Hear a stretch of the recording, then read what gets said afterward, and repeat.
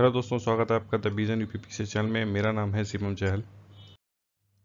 दोस्तों, लेक्चर शुरू करने से पहले मैं एक बात बता दूं आपको। मैंने मना किया था कि मैं समूह समाजकार जो है आपको नहीं पढ़ाऊंगा। तो समूह समाजकार का जो नोट्स है मैंने अपलोड कर दिया है अपने Facebook group the vision UPPCS. उसका जो लिंक है डिस्क्रिप्शन में नीचे रहता है, आप उसमें ऐड होकर वहाँ से डाउनलोड कर सकते हैं।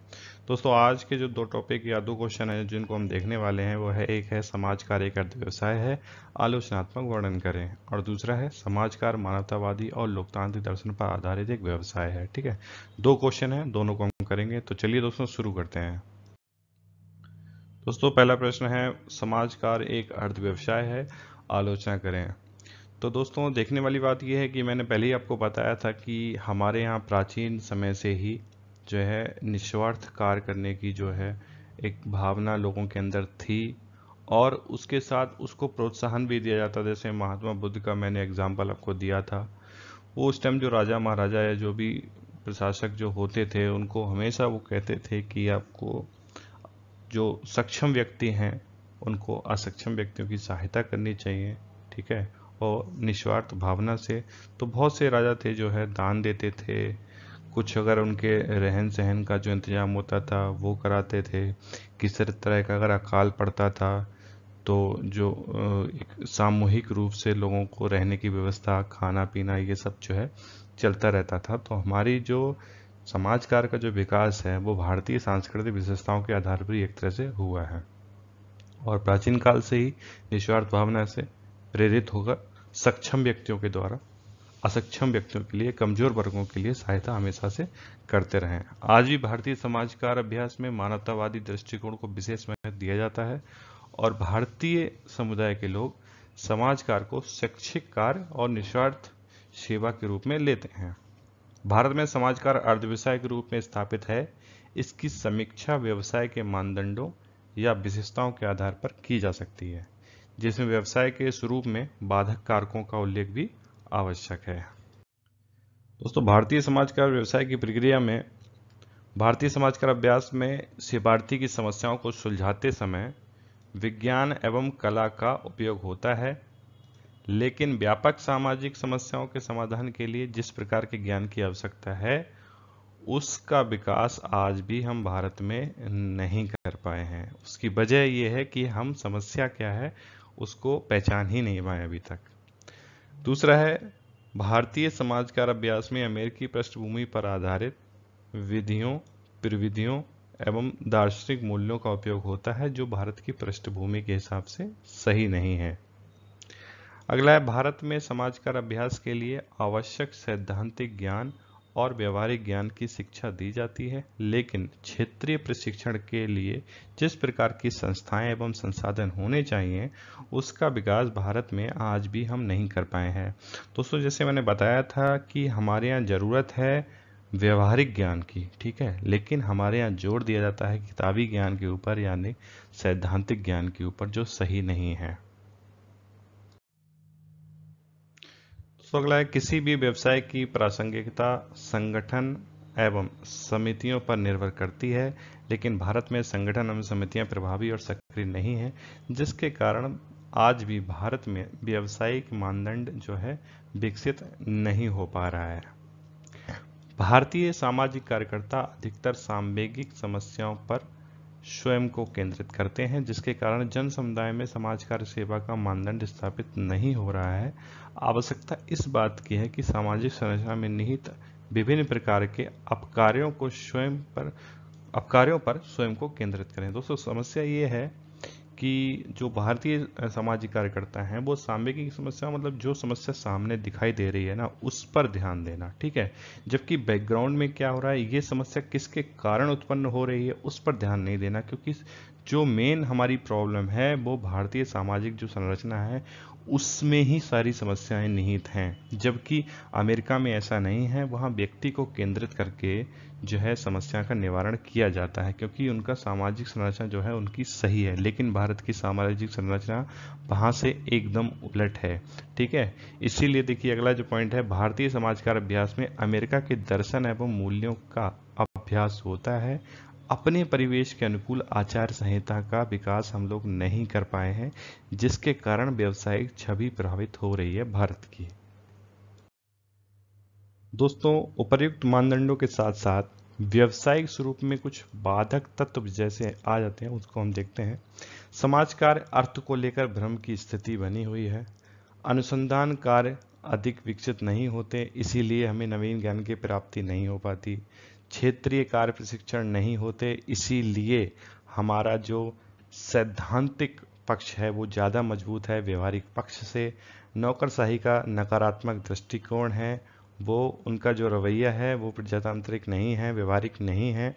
कार्यकर्ताओं का अपनी सोच और व्यवहार में प्रजातांत्रिक और मानवतावादी ना होना, अन्य कारणों से व्यवसायों से उत्पन्न चुनौतियां इत्यादि के परिणाम स्वरूप समाज कार्य का व्यावसायिक स्वरूप अर्ध व्यवसाय के रूप में सिद्ध होता है। परंतु दोस्तों, वर्तमान समय में भारतीय समाज कार्य के विद्वान इस बात से सहमत नहीं हैं। उनका तर्क कि भारत में भी संगठन और व्यावसायिक शिक्षा के स्तर पर समाज कार्य का व्यावसायिक मानदंडों को पूरा करता है। इसके साथ साथ विधियों, प्रविधियों और सामाजिक अनुमोदन एवं स्वीकृति संगठन एवं समितियां तथा आचार संहिता जैसी विशेषताओं को लगभग धारण कर चुका है। इसलिए भारत में समाज कार्य व्यवसाय की अवस्था को बाल्यावस्था और किशोरावस्था के बीच में माना जा सकता है। मतलब हम लोगों ने प्रयास किया है, अभी प्रयासरत है, आगे जाकर भी हम इसको लक्ष्य को प्राप्त कर सकते हैं, क्योंकि जहां पर इसकी शुरुआत की गई वहां पर भी इसी तरह से शुरुआत हुई, तो कुछ टाइम के बाद ही वो लोग वहां तक पहुंच पाए। तो हमारे यहाँ एक प्रयास किया जा रहा है, शुरुआत है, जो हमारी अभी बाल्यावस्था और किशोरावस्था के बीच में ही फंसी हुई है। ठीक है, तो कुछ टाइम होगा जिसके बाद हम इसको पालेंगे। दोस्तों, अगला प्रश्न है, समाज कार्य मानवतावादी और लोकतांत्रिक दर्शन पर आधारित एक व्यवसाय है, इसको बताइए। ठीक है, समाज कार्य का अभ्यास विज्ञान एवं कला के साथ साथ मानवतावादी दर्शन पर आधारित होता है। समाज कार्य मानवीय कल्याण के लिए प्रेरित होता है और इस लक्ष्य को प्राप्त करने के लिए समाज कार्य अपने अभ्यास में तर्क बुद्धिवादी विचारधारा के साथ साथ मानवीय मूल्यों को शामिल करता है। दोस्तों, ये जो लाइन है आपको लग रहा होगा ये पुरानी लाइन ही है, सब में यही एक तरह से यूज जो है की जाती है। समाज कार्य अभ्यास में समस्या की प्रकृति मना सामाजिक होती है, जैसे पिता पुत्र के बीच में कोई समायोजन, मतलब पिता पुत्र के बीच में किसी की बात को लेकर झगड़ा हो जाए या किसी बात को लेकर सहमति ना बने। शारीरिक एवं मानसिक बीमारी, औद्योगिक दुर्घटनाएं, कहीं पर कोई जो वर्कर है वर्क कर रहा हो उसकी डेथ हो जाए, और किसी भी प्रकार की वंचना, मतलब किसी भी तरह की स्थिति जो है आपके सामने उत्पन्न हो जाए। दोस्तों, मना सामाजिक समस्याओं को सुलझाने के लिए सामाजिक कार्यकर्ता विशेष ज्ञान, अनुभव, निपुणता के साथ साथ प्रत्येक स्तर पर मानवतावादी सिद्धांतों का उपयोग करता है। व्यावसायिक अभ्यास की प्रक्रिया में सेवार्थी की प्रतिष्ठा एवं गरिमा को बनाए रखते हुए एक ऐसे सुखद वातावरण का निर्माण करता है जिससे कि सेवार्थी स्वयं अपनी समस्या के संदर्भ में निर्णय ले सके। ऐसा होने से सेवार्थी को सांवेगिक बल प्राप्त होता है और उसके व्यक्तित्व में संतुलन भी स्थापित होता है। दोस्तों, ये व्यावसायिक अभ्यास की प्रक्रिया में ये सबसे महत्वपूर्ण प्रक्रिया है और इसको भी जो है आपको बहुत अच्छे से याद कर लेना है। कोई मतलब इतना बड़ा कोई रॉकेट साइंस नहीं है, बहुत इजीली चीज़ है। देखिए शुरुआत कहाँ से है कि व्यावसायिक अभ्यास की प्रक्रिया में सेवार्थी की प्रतिष्ठा एवं गरिमा को बनाए रखते हुए, यानी कि बहुत इंपॉर्टेंट होता है कि व्यावसायिक अभ्यास की प्रक्रिया में आप सेवार्थी की प्रतिष्ठा और गरिमा को बनाए रखें। जो उसकी वर्तमान जो उसकी समस्या है या वर्तमान जो उसकी हालत है उसको ना देखते हो, उसको एक व्यक्ति के रूप में आप देखें। ठीक है, जैसे आप नॉर्मल किसी व्यक्ति को देखते हैं, तो यानी कि उसकी भी अपनी प्रतिष्ठा है, उसकी गरिमा है, उसको बनाए रखते हुए एक इस तरह के वातावरण का निर्माण करते हैं, एक इस तरह के एनवायरनमेंट का जो क्रिएट करते हैं जिससे कि सेवार्थी स्वयं अपनी समस्या के संदर्भ में निर्णय ले सके। ठीक है, आपने एक ऐसा हेल्दी इन्वायरमेंट बनाया कि वो जो व्यक्ति है वो भी समझ रहा है कि हाँ मेरे अंदर ये सारी प्रॉब्लम्स हैं क्योंकि मैं डिसीजन गलत ले रहा हूँ। इसीलिए आप उसको डिसीजन लेने के लिए करें कि आप खुद डिसीजन लीजिए, जिससे आपको ज़्यादा समझ में आएगा अपने बारे में, जिससे कि सेवार्थी स्वयं अपनी समस्या के संदर्भ में निर्णय ले सके। ऐसा होने से सेवार्थी को सांवेगिक बल प्राप्त होता है और उसके व्यक्तित्व में संतुलन भी स्थापित होता है। अगला है व्यावसायिक प्रक्रिया के अंतर्गत सामाजिक कार्यकर्ता सेवार्थी को कार्य करने के लिए बाध्य नहीं करता है अपितु प्रजातांत्रिक प्रणाली के माध्यम से उसके आत्मनिर्णय को प्रोत्साहित करता है, जिससे कि सेवार्थी में आत्मनिर्देशन, आत्मनिर्भरता की क्षमता होती है। दोस्तों ये वाला पॉइंट जो है वो भी बहुत ज़्यादा इंपॉर्टेंट है कि व्यावसायिक प्रक्रिया के अंतर्गत सामाजिक कार्यकर्ता सेवार्थी को कार्य करने के लिए बाध्य नहीं करता। देखिए, डिक्टेटरशिप लीडर जो होते हैं, लाइक हिटलर, ठीक है, हिटलर को मतलब किसी से राय या किसी की राय सुनना तो उसे पसंद ही नहीं था, उसे खुद की राय देनी थी और उसको काम करवाना था। लेकिन अगर आप लोकतांत्रिक बात करें, आप प्रजातांत्रिक प्रणाली की बात करें, तब वहां पर जनता को महत्व दिया जाता है, जनता की बातों को सुना जाता है। तो सेम वही फैक्टर यहां पर जो है कार्य करना है आपको कि व्यावसायिक प्रक्रिया के अंतर्गत सामाजिक कार्यकर्ता सेवार्थी को कार्य करने के लिए बाध्य नहीं करता। ठीक है, बाध्य नहीं करता मतलब वो अपना रौब उस पर नहीं झाड़ता कि भाई तुमको ये सारी चीजें करनी है। वो स्वयं निर्णय लेना, यानी खुद वो चाहे जो चाहे वो करना चाहे वो करे। ठीक है, तो निर्णय पर लेने पर या कार्य करने के लिए वो उस पर बाध्य नहीं करता। ठीक है, वो उसके ऊपर छोड़ देता है, अपितु प्रजातांत्रिक प्रणाली के माध्यम से उसके आत्म निर्णय को प्रोत्साहित करता है, यानी कि खुद उसको प्रोत्साहित करता है कि आप खुद जो है अपना निर्णय लीजिए, आप बाध्यकारी नहीं है, जिससे कि सेवार्थी में आत्मनिर्देशन या आत्मनिर्भरता की क्षमता विकसित होती है। दोस्तों ये पॉइंट भी बहुत इंपॉर्टेंट है। समस्या समाधान की प्रक्रिया में वह सेवार्थी को व्यक्ति के रूप में स्वीकृति प्रदान करता है, जैसे मैंने पहले बताया था कि व्यक्ति के रूप में स्वीकृति प्रदान करता है और प्रत्येक स्तर पर, हर चरण में, प्रत्येक स्तर पर सेवार्थी की अभिरुचि को संतुष्टि प्रदान करने का प्रयास करता है। उपरोक्त विवेचना से स्पष्ट है कि समस्या समाधान की प्रक्रिया में मानवतावादी और लोकतांत्रिक दर्शन पर आधारित होती है और इसी के द्वारा व्यवसाय के उद्देश्य और लक्ष्यों की प्राप्ति की जा सकती है। दोस्तों यहाँ से हम आलोचना करना शुरू करते हैं, क्योंकि आलोचनात्मक क्वेश्चन है, आपको आलोचना यहाँ लिखना नहीं है, मैंने लिख दिया थोड़ा क्लियर हो जाए इसलिए। तो दोस्तों, भारतीय सामाजिक संरचना में निहित विभिन्न प्रकार के दोषों के कारण भारत में मानवीय मूल्यों की प्रासंगिकता पूर्णतः स्पष्ट नहीं होती है। इसका कारण है कि भारत में गरीबी और बेरोजगारी के कारण चिकित्सा की प्रक्रिया बाधित होती है।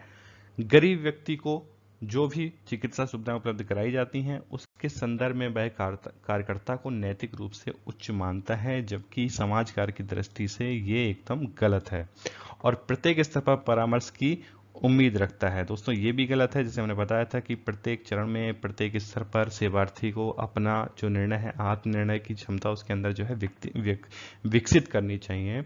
इसी से जो है हम समाज कार्य के लक्ष्यों को प्राप्त कर पाते हैं। लेकिन इससे आत्मनिर्णय का दर्शन प्रभावित होता है और दोनों के बीच समानता भी नहीं हो पाती। ठीक है, इसके साथ साथ जातिवाद की व्यवस्था के कारण भारतीय समाज के विभिन्न वर्गों में सामाजिक स्तर पर समानता का दर्शन स्थापित नहीं हो पाता। जैसे मैंने बताया था, ये समस्या अमेरिका में नहीं है, उसके बावजूद वहां की आचार संहिता हम अपने यहाँ यूज करते हैं, जबकि ये गलत है। भारत में जो समाज कार्य की जो मुख्य समस्या है वो हमारी सामाजिक जो संरचना है उसी में निहित होती है। ठीक है, इन कमियों के साथ साथ अज्ञानता, निरक्षरता और निष्क्रियता के कारण भी भारतीय समाजकार अभ्यास में लोकतांत्रिक मूल्यों की प्रासंगिकता पूर्णतः स्पष्ट नहीं हो पाई है। फिर भी भारतीय समाजकार का अभ्यास वर्तमान समय में लोकतांत्रिक और मानवतावादी विचारधारा पर आधारित है, ऐसा हम मान सकते हैं कुछ हद तक।